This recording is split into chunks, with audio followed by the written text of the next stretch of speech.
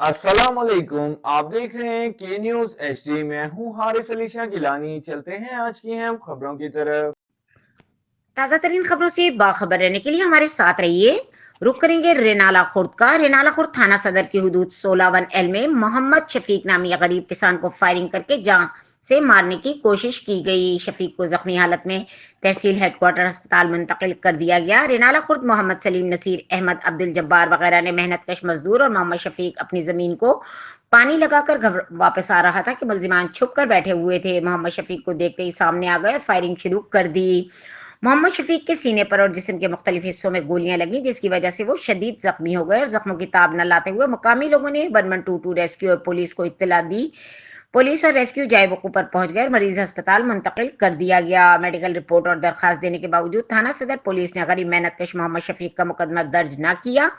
मोहम्मद शफीक जिंदगी और मौत के कश्मकश में अस्पताल जिंदगी और मौत की बाजी लड़ रहा है, लेकिन थाना सदर पुलिस को गरीब पर कोई रहम न आया और 4 दिन गुजरने के बावजूद बासर मुलजिमान के खिलाफ मुकदमा दर्ज न हो सका।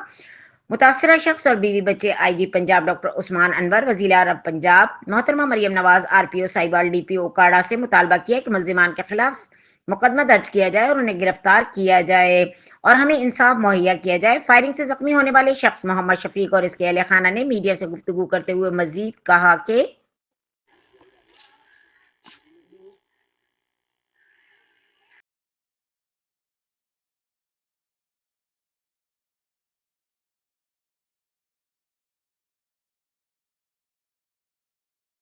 ते आदमी जेह्ड़े तिन्न जेह्ड़े ने मोहम्मद सलीम, वालद इसमाइल, नसीर, वालद गफूर ते अब्दुल जब्बार, वालद अहमदीन, ये छुप के बैठे हुए सी।